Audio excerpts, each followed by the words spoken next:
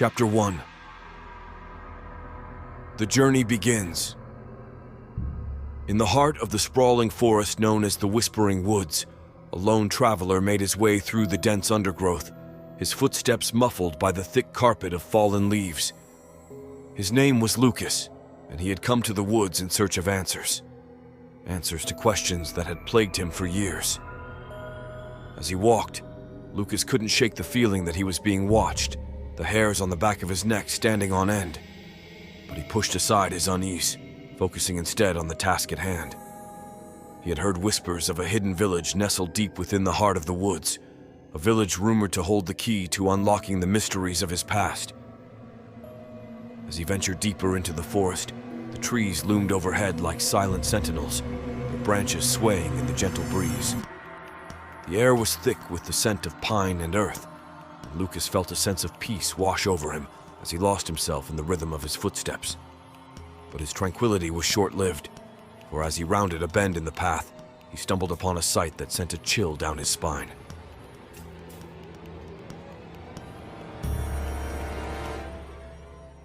Chapter 2. The Enigma of the Village. Before him lay a clearing bathed in the soft glow of twilight, and at its center stood a village unlike any Lucas had ever seen. The buildings were crafted from the gnarled branches of ancient trees, their curved roofs reaching towards the sky like the fingers of a giant reaching for the stars. But what struck Lucas the most was the eerie stillness that hung over the village like a shroud.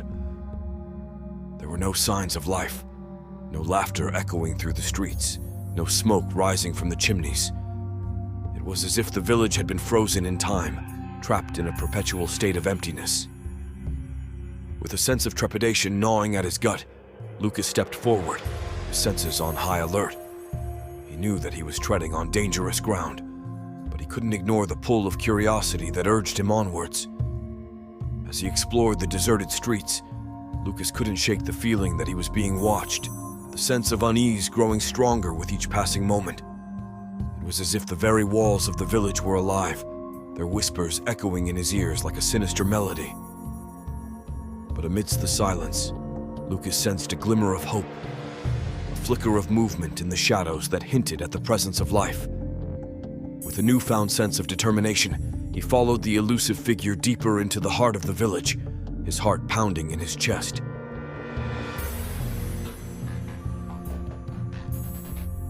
Chapter 3. The Guardian of the Woods. As Lucas rounded a corner, he came face to face with the source of the movement, a young girl with eyes as green as the leaves that surrounded them. She regarded him with a mixture of curiosity and caution, her gaze piercing through him like a dagger. "Who are you?" she demanded, her voice tinged with suspicion. Lucas hesitated, unsure of how to respond. He knew that he was an outsider here, a stranger in a strange land, but he also knew that he couldn't turn back now, not when he was so close to uncovering the truth. "My name is Lucas," he replied, his voice steady despite the unease that gnawed at him from within. "I come in search of answers about who I am and where I come from." The girl studied him for a moment, her gaze unwavering. Then, with a nod of her head, she motioned for him to follow her deeper into the heart of the village. As they walked, the girl introduced herself as Alara, the guardian of the Whispering Woods.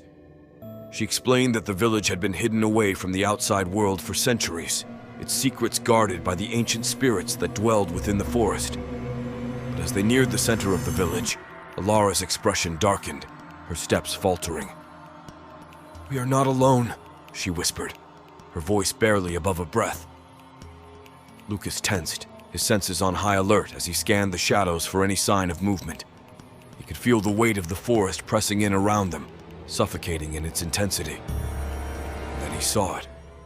A figure lurking in the darkness, its eyes burning with an otherworldly fire. With a sinking feeling in the pit of his stomach, Lucas realized that they were not alone in the Whispering Woods. Chapter 4. The Curse of the Woods. The figure emerged from the shadows, its features twisted into a grotesque mockery of humanity. It It was a creature neither of this world nor the next, its presence sending shivers down Lucas's spine. "Who dares to trespass in my domain?"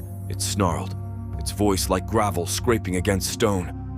Alara stepped forward, her eyes blazing with defiance.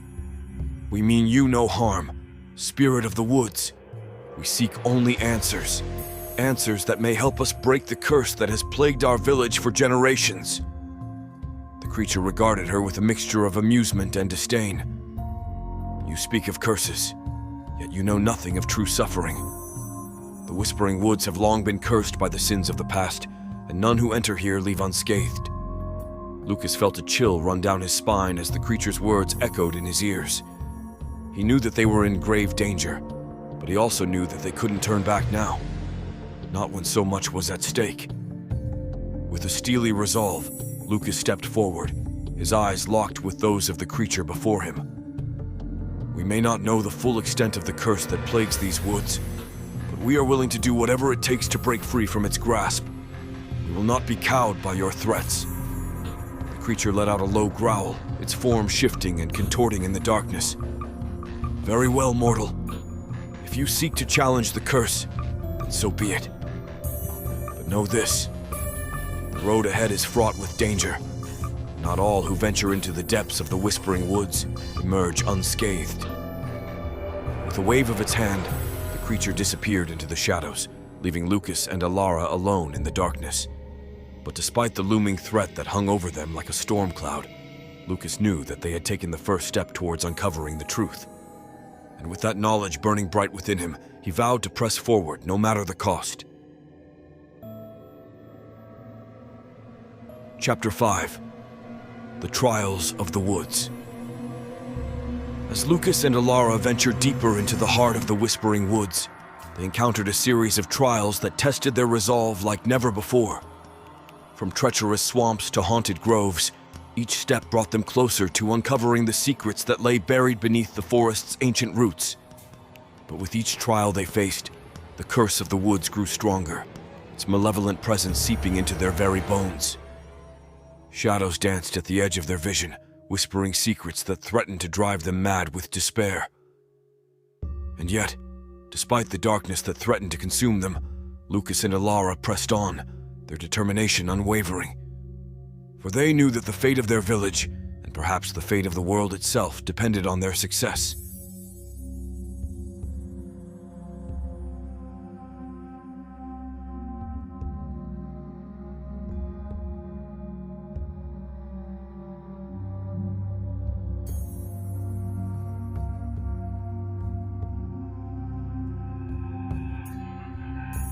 Chapter 1. The Find. In the dimly lit basement of an old abandoned house on the outskirts of town, a group of friends sifted through the dusty remnants of a bygone era. Among the broken furniture and decaying boxes, they stumbled upon a relic from the past. An old gaming console, its plastic casing cracked and yellowed with age. "Check it out, guys. I think we just hit the jackpot," exclaimed Ryan, the self-proclaimed leader of the group, as he held up the console triumphantly. His friends crowded around him, their eyes wide with excitement as they marveled at their discovery.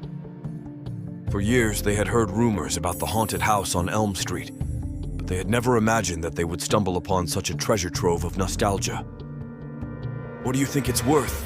asked Sarah, her fingers itching to inspect the console up close. Ryan shrugged, a mischievous glint in his eyes.